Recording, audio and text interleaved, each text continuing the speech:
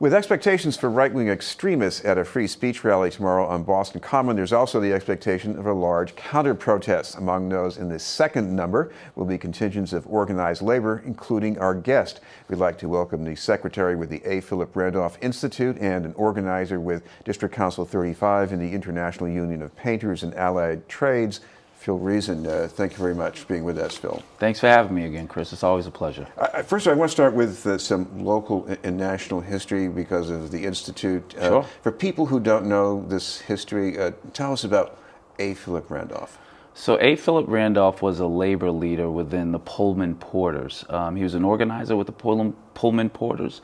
He led the Pullman. So just so what folks know, with the Pullman Porters, they were workers on the trains years ago when train service was one of the major transportation industries. And he organized those workers to win a victory with Pullman, the Pullman Company, which was a decade-long fight. So he got recognized for his ability to organize by winning that victory for those workers to organize.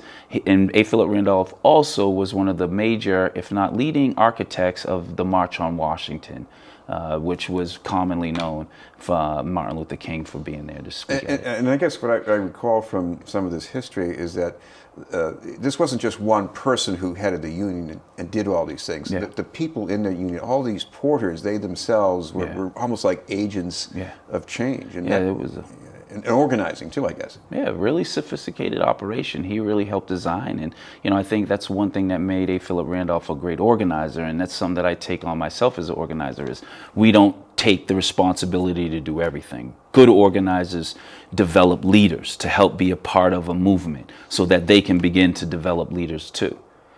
I want to turn to what's being planned for tomorrow, because Sure. We've all seen Charlottesville. We've all seen the reaction from President Trump and the backlash after that. But what about organized labor? Why is organized labor really getting into this?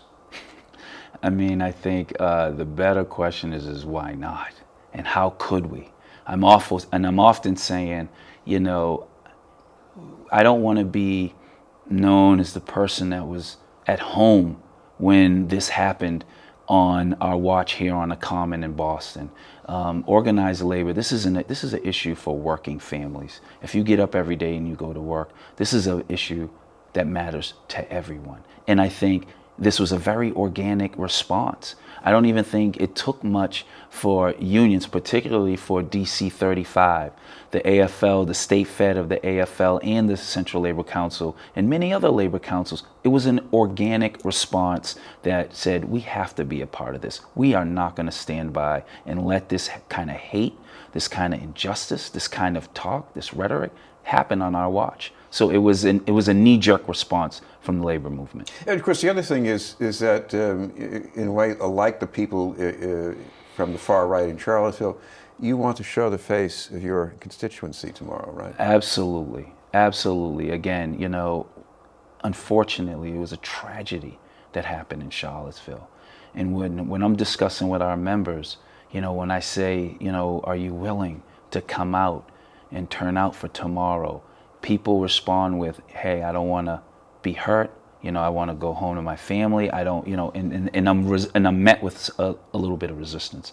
But when I talk about that, we can't allow fear to stop us from fighting injustice. When, it's like we jumped in a time machine and went back 50 years when our predecessors stood on those lines and said, you know what, we're not going to tolerate hate.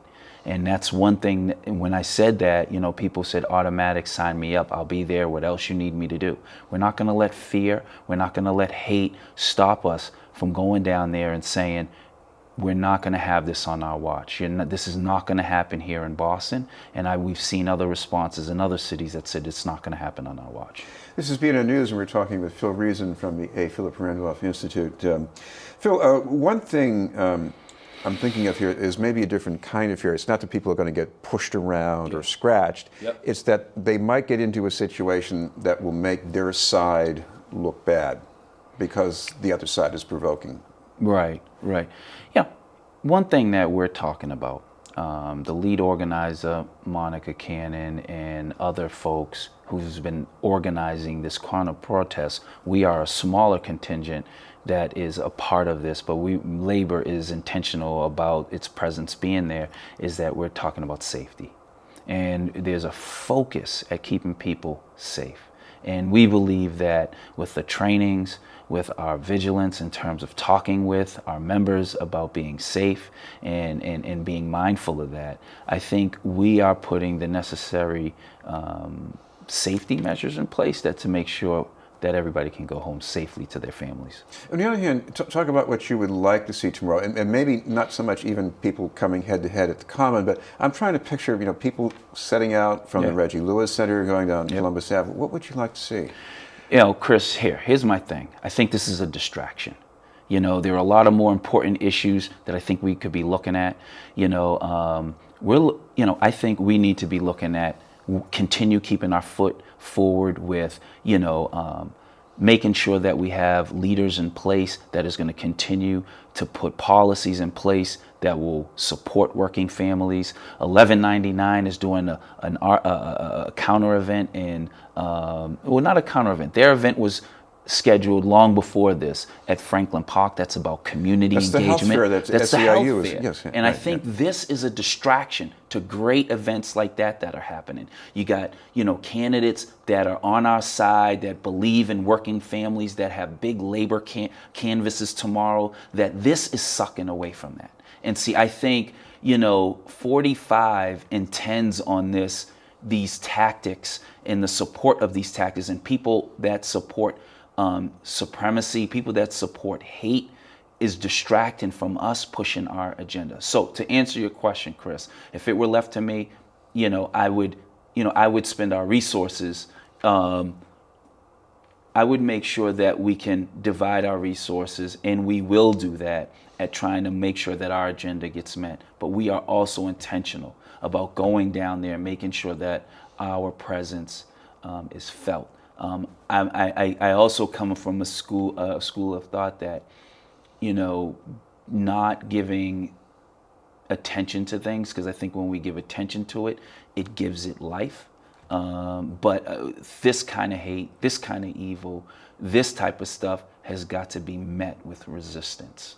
And finally, talk about the mission of labor. I think this is something that you get, Darren Howell at SCIU gets it, and Steve Tolman gets it at the afl-cio, is that you can't just be lobbying for your own constituency to get higher pay or something. But you've got to be reaching out and connecting with other constituencies. Absolutely. The people you mentioned, Steve Tolman, my business manager, Jeff Sullivan at DC 35, our international president, Ken Rigmaden, all believes in workers. If you get up in every day and you put your shoes on and you go to work, this is a movement for working people.